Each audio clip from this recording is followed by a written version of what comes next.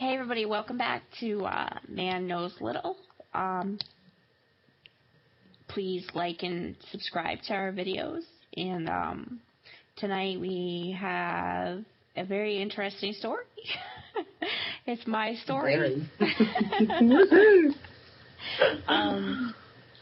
Yeah, basically, well, I guess I probably should just start out with King, the one I call King. Which, I don't know why I chose that name for him. I just made a name for him.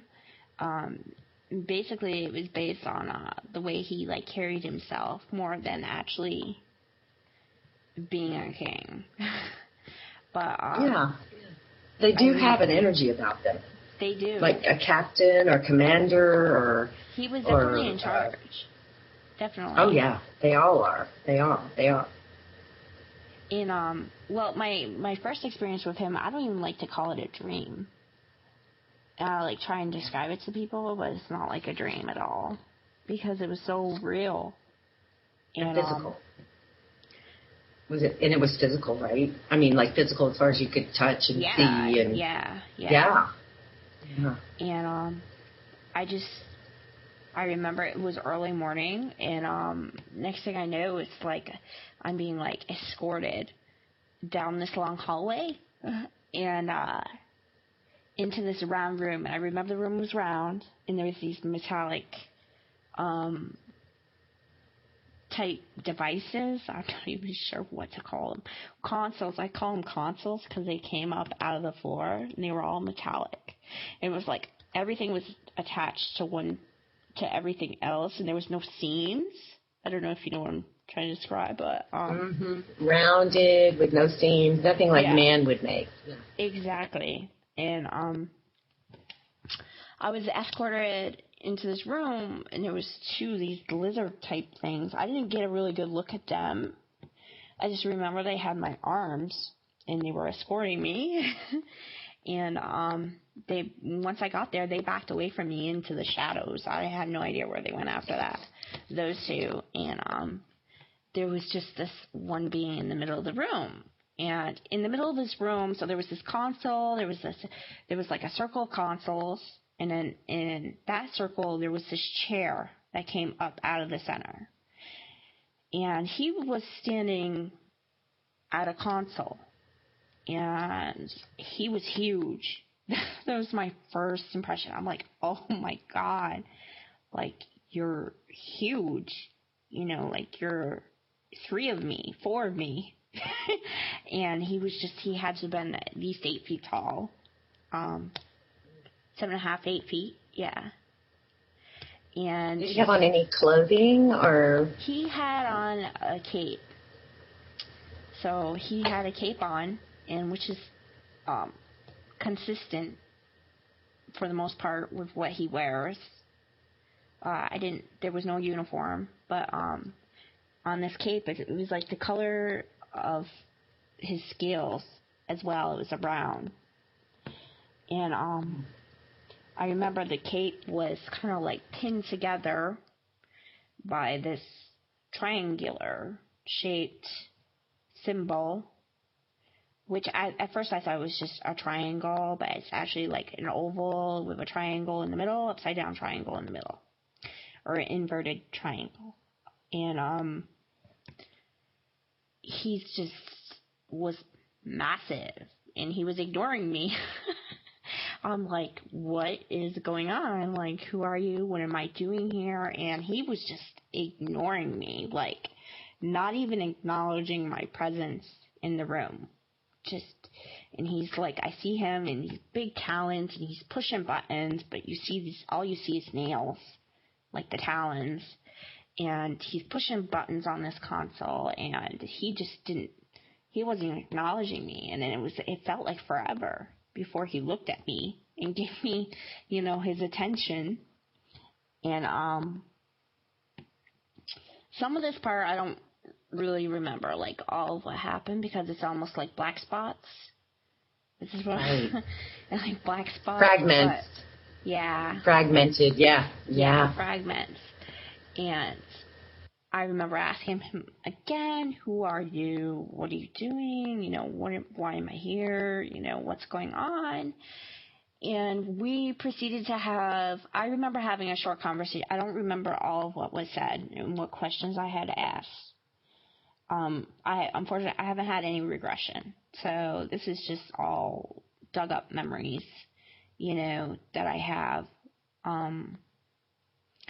Maybe if I should have wrote it down when I first had the experience, but I wasn't even thinking in that mindset. And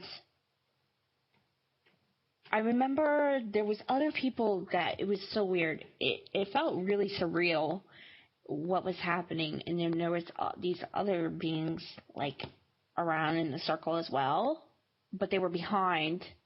I want to say like in the shadows because they weren't in my peripheral vision, but I knew they were there. They were all watching us what was happening. And one of the questions I must have asked him, he thought was very funny.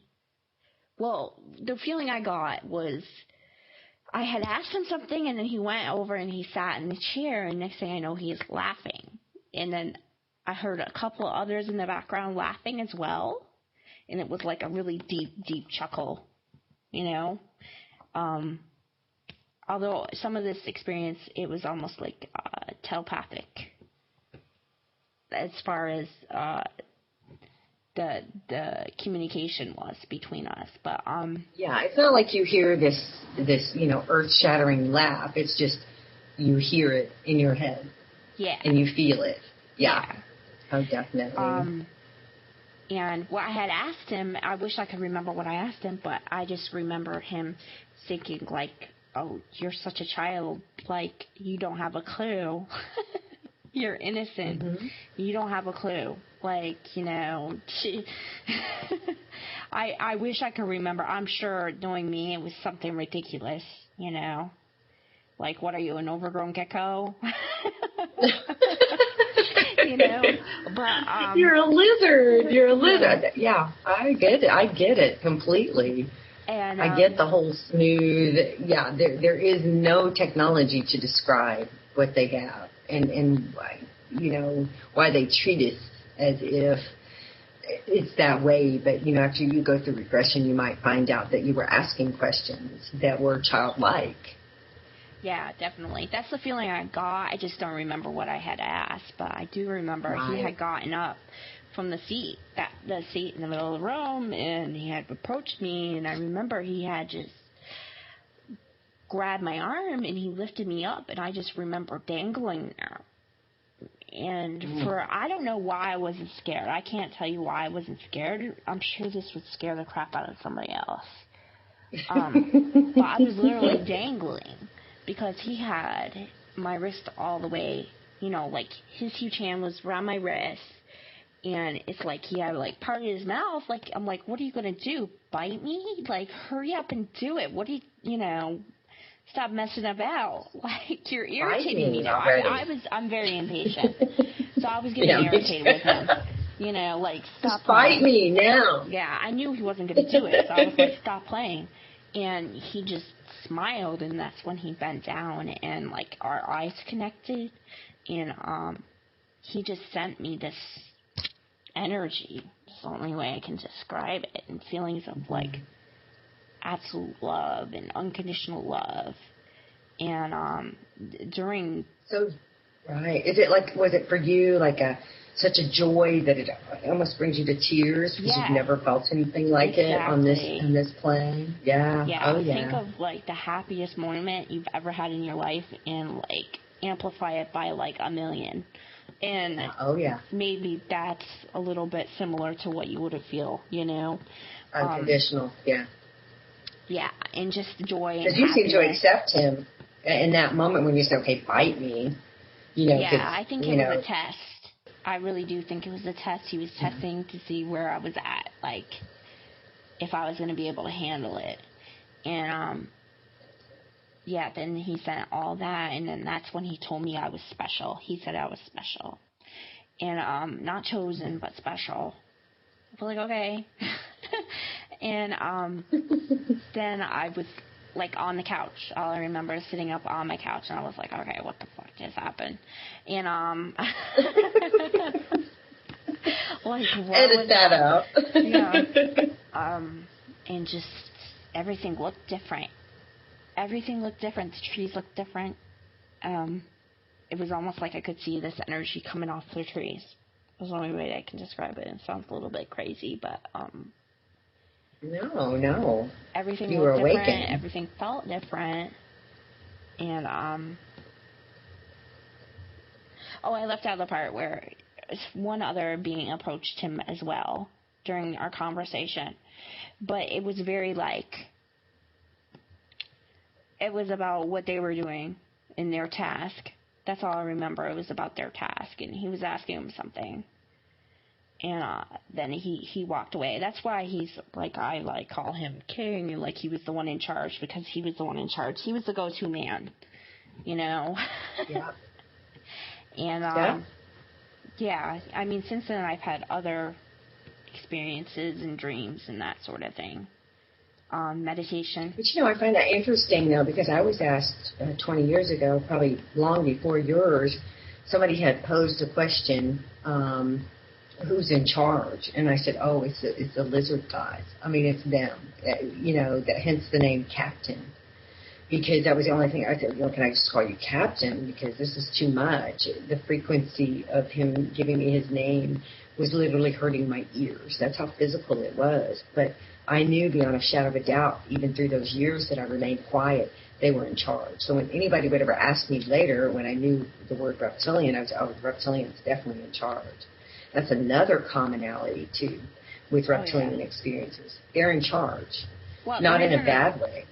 And part of the reason they're just running the show. Yeah, definitely. Part of the reason I called him King, too, is because I wasn't getting a name. I was very frustrated at one point. I was like, okay, tell me your name. Like, give me your name. Like, why is this so difficult? And he wouldn't answer me. And so I just started calling him whatever I want to call him. And I did find out later on in, like, a meditation I did that he was called Clayfasar. And it was very hissy. It's like he had even a hard time pronouncing it so I could understand it. And, but that's what I gathered, from that meditation. Was it a Q name? Like, did it start with a Q? No, Clayfasar. Clayfasar.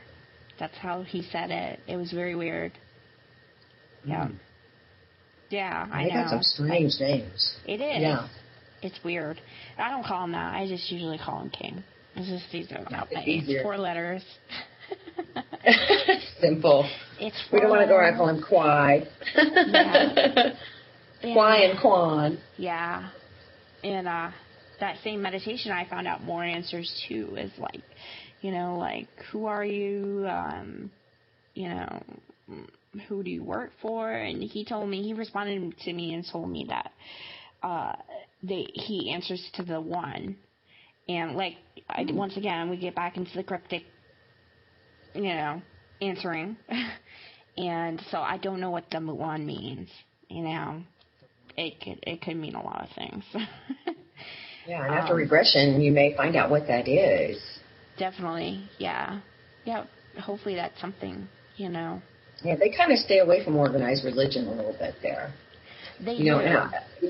And I don't think they tell us. I think they tell us what we're ready to hear at that moment, because it took years for me to get up the courage to go through regression. So there's probably so much information in your head, and as you're ready, and when you're ready, it will come out. And you may find at the beginning he wasn't laughing at you. Maybe it was something that you said, or something that you remembered, and they were laughing about that. So they weren't laughing at you or to you. But there is that test, though. I find that to be, because they like to show you their Italians. Because for me, it was the iPad kind of looking thing, which didn't exist at the time. And, showing the fingers first and what they can do. And you're sitting there going, who are you? What are you? What are you doing here? And you get nothing.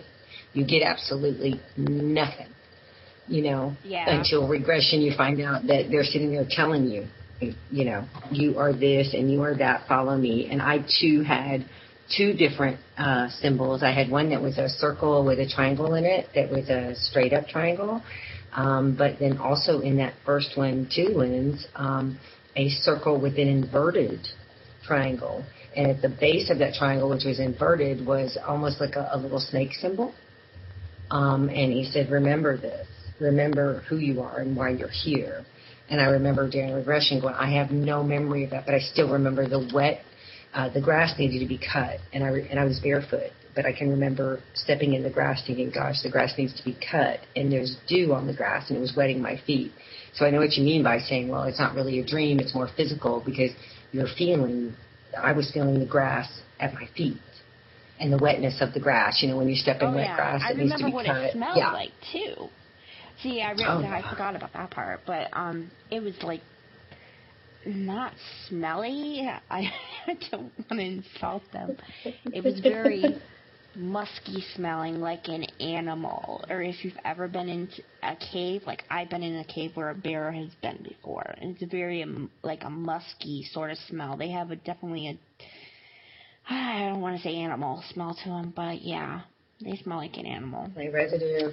Mine was like nutmeg. So every time I had the eggnog, you know, or I'd smell eggnog, like at the holidays or whatever, I would think of him. So weird. And I used to go smell nutmeg. And I don't know, nutmeg is really strong, but, you know, I didn't smell anything trashy or nasty or, you know, this putrid. Yeah, it wasn't nasty. It's just very, I don't know how to describe it. You know, yeah. Mammalian.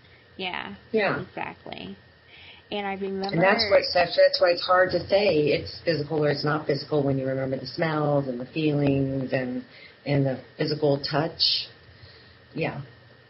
It's very hard to describe to people that it's an experience, but you remember these certain feelings, you know, that you would have normally. And I don't think the brain compensates for that. It just happens. Yeah, I remember the room. It was like very moist too in the room, and like I don't want to say there wasn't humidity, but definitely moisture in the air, which I thought was a little bit strange. And I also like the walls because the walls weren't metallic, so I kind of like go back and forth about like, you know, where was I exactly, because the walls they look like cut stone. They look like big slabs of cut stone, and like somebody had gone into the earth and you know, and cut stone out and then put all this other stuff in there afterwards. So that part was strange. Yeah, but that's not uncommon, though. Yeah, that's not uncommon. Yeah, I know. And then you get into the stuff where like, oh yeah, you were in some underground base, which I don't think it was, but you never know. Or they could have little places where they have their ships or whatever underground because they're not readily seen.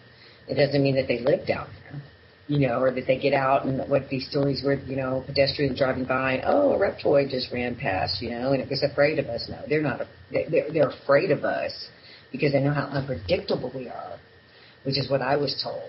Oh, definitely. So if he's coming back to you, he has to make sure that you're ready, you know, in this lifetime to experience what he has to tell you, and they definitely aren't going to tell you until you're ready. That's why each time there's just a little bit more. They just don't haul it all down on you. But yeah, I had an experience with the stone and the stone walls, and I almost thought I was like in something Roman. You know, the way the stones are on the floor and the stones on the wall. You know, kind of like the catacombs, kind of. And I was just sitting there going, okay, this is really weird, you know. But I never got the impression I was like in a base or something, because if it was a base, I would have seen humans or whatever, or something that was modern, but it was very ancient, very ancient. Yeah, I remember one other time being in a pyramid. It was a pyramid-shaped whatever. I don't know. I don't think it was above ground.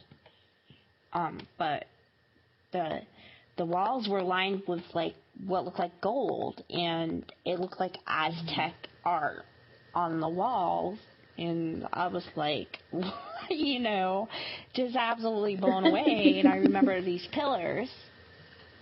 Yeah. This pyramid, these pillars. And then I remember, you know, a couple pillars coming up out of the floor, and there was like these, I don't know what they were, that were set on the pillars. Artifacts, whatever they were. I don't know what, I have no idea, you know? Yeah, it's like the pillars I thought it was in ancient Rome. Oh, yeah. You know, because I think our brains try to compensate for what we're trying to, what we're seeing, and that's what's different. Another difference about being a reptilian experiencer is that it's like, okay, shouldn't this be all shiny and oval, and, you know, I should see a bunch of medical experiences going on, and no, I'm actually seeing something very ancient, but also they bring with them that technology too, so it's just different, you know, because they are so ancient, and I don't know if they hold on to that part of themselves when you read ancient texts and things like that, but I've seen the stone floors and the columns and the kind of stone walls and archways and things that really confused me a whole lot. Because then I've also seen the modern ship, you know, too, at the same time. It's like, boy, you guys really get around. Oh, yeah. You know, like, I remember being on, like, some sort of ship, but I just remember being on a table. That one's, like, not a happy memory, but, so I don't remember other aspects of the ship. I just know I was on a ship. So. Well, I'll ask you this at any time, and I'll just tell you mine too. In that experience, you know, you call him King. I had asked the reptilian, when I had finally just said, okay, you know, enough of this chitter chat, you know, junk that's going on here. I want answers as to why me and why you're coming to see me. And I'm very, very frustrated. And he turned and showed me a console to the right. It was kind of a black. There was digital stuff behind it. And on there was gold and silver and some other kind of precious metal. I don't remember. And he said, you have a choice. He said, you can have this if you want. You can have this life if you want, or you can go through this life, which is what you're experiencing. And immediately I said, well, because I saw the gold, and I think it was copper, and it was just like all piled up. And I don't know if that was just something he put in my head or whatever, but he was like, you have a choice. You don't have to experience this, which is everything that you're seeing here with me. You can just go on and be this kind of person that chases after, I guess, I don't know if he was meaning, that was his way of explaining to me, paying your bills, going on with your life, saving your money, saving for retirement, buying jewelry, I don't know. But immediately I said, well, I want to see you. You know, I want to be a part of this. So the choice was given to me. I made the choice about free will. And I said, who am I? Why do you come see me? And he said, don't you know that everything here you're in control of? Any kind of experience that you want to have, you can have. You are in control. And he said, you are a princess. Now, I thought that was a princess to your people. Now, to me, that was the most ludicrous thing that you could have told I guess I was 25 at this point, me, because I thought it was hilarious. And I laughed back and I said, okay, well, you know, because you're not thinking about this in the early 90s. You're going, excuse me? So I sent him an image of Snow White. Is this what you mean, my princess? Like I'm Snow White? And I kept thinking, just, you know, hi-ho, it's off to work we go, you know, with the 7 dwarves and all that kind of stuff. And he just kind of shook his head. No. You know, so that was something that I did not quite understand until later. It was revealed to me that when they say something like that, it was specifically explained to me. It's not like your human royalty. It is not like that. You are like a diplomat, meaning you have been asked to spread this message, and the choice is yours. I didn't remember at the time what that message was about, no fear, but I made the choice that that's what I was going to do years and years ago. And so I struggled all those years. He would say, now don't forget your mission. Well, what mission? I don't even remember what mission you're talking about. But when a lot of people have said, they have been told that they're kings or queens or princess or this or that, and it didn't make me feel any special. It made me feel really weird because I was like, what? Like what? and told many different things about that. But I was not expecting that answer, so I just left him with the image of Snow White. And I can just remember his thing was, she's not ready to understand. And then that made me more frustrated. But I think that was the best way that he could explain it. You have a choice to be someone who speaks out for us in this role or not. You choose. It'll be very simple for you to choose. But, I remember him finding the whole Snow White thing kind of almost like he was exasperated with me. Like, I have tried to explain this to you. Do we need to do this again? That was the feeling. He didn't say it to me. It was just a feeling he sent to me. Did you have anything along those lines of being told you were special, more than just special? Yeah, he told me I was special. He did tell me I was a queen, too. But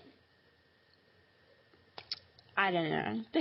I just take that with a grain of salt. It's weird, isn't it? It is. It's weird. Yeah. Whatever. Yeah, you're like, I'm struggling to pay my bills, honey. Where's my palace? Yeah. And it's not about that. It's about being a diplomat. It's about spreading the word. It's about representing your experiences. And I think that a lot of people have taken that whole royalty thing, to a crazy level. Oh, yeah. Because I remember some back.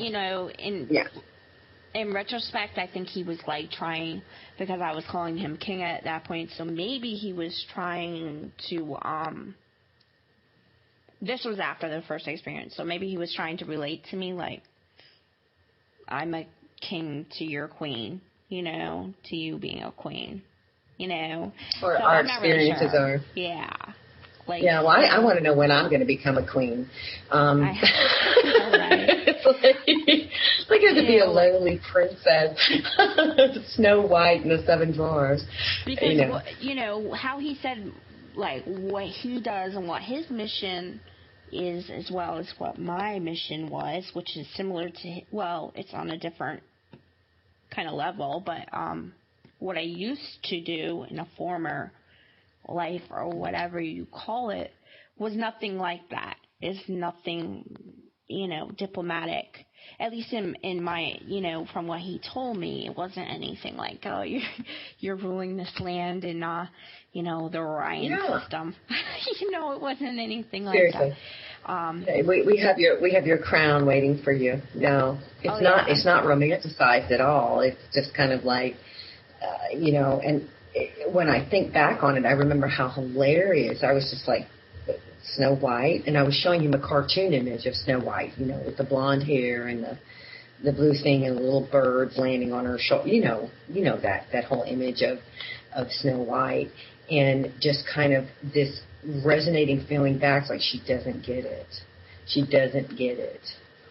Almost a defeatist, like I have failed in helping her understand. But she's made the choice. So you've made that choice, so here we go. And don't forget. And, when I first shared that, somebody took pictures of, this alligator carrying this maiden, that looked like she had, a princess crown on, putting it everywhere. It was a little I know. And I was like, right? would you please take that down? I was just telling the truth. I mean, I don't know why you told me that, or, but there's been other people that have been told similar things. So, it's not like, that I wear a crown. It's just I always wondered, what did you mean? Is it be a representative? And later I found out when he explained a diplomat, somebody that is representing, and to take away that fear. So, we're definitely not royals. And, I can show you my phone bill and prove that, but I know when I asked what he was doing, I didn't use the term mission, but I go, so what do you do? What is your role? And he had told me, he started talking about balance and keeping the balance, and how it was his task to keep the balance with others.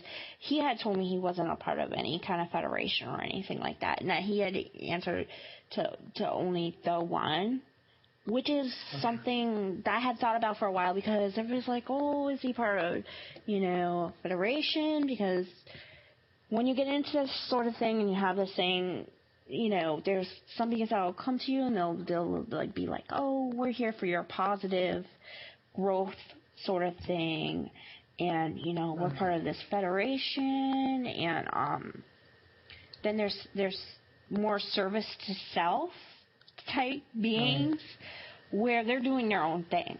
They're not aligned with anybody, and I think that's more where he's at, because he told me that I did the same thing, but everybody has to come here, and it was my turn to come. And I remember being absolutely devastated. Like, why am I here?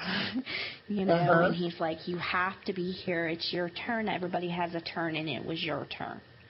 And I'm just like, oh, really? And he goes, yep. And then he, proceeded to talk about, his job to keep the balance, and he's not part of a federation or alliance or anything like that, and the only person he answers to is the one. So I was like, okay. So still very cryptic, but I definitely think he's like more service to self type.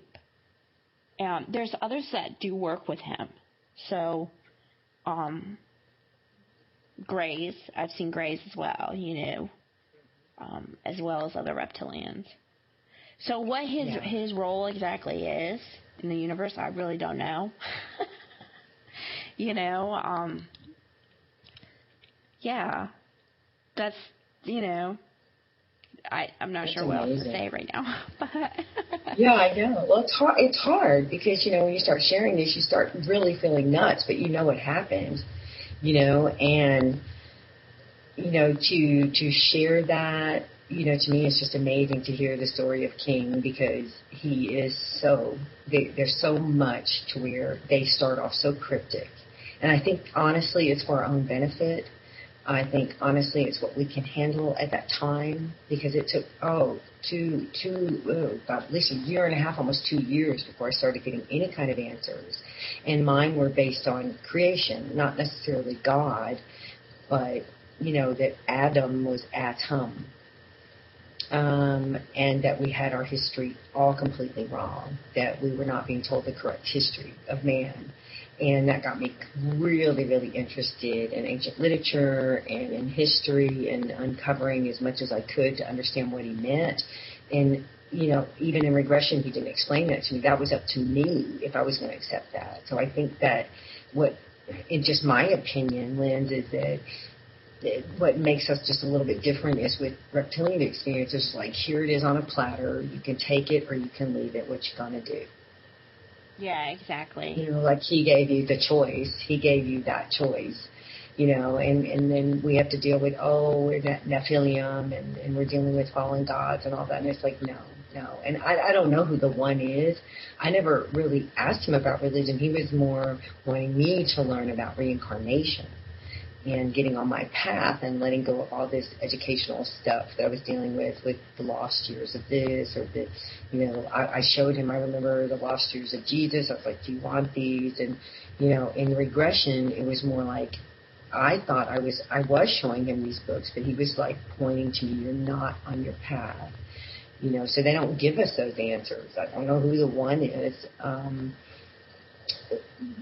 But at that time when I was like, when he had the patch at one time, when he said he worked for the Galactic Federation, not the Galactic Federation of Light, no, it was the Galactic Federation, all of them, but in later visitations he wasn't working with them. So I wonder if the alliances change.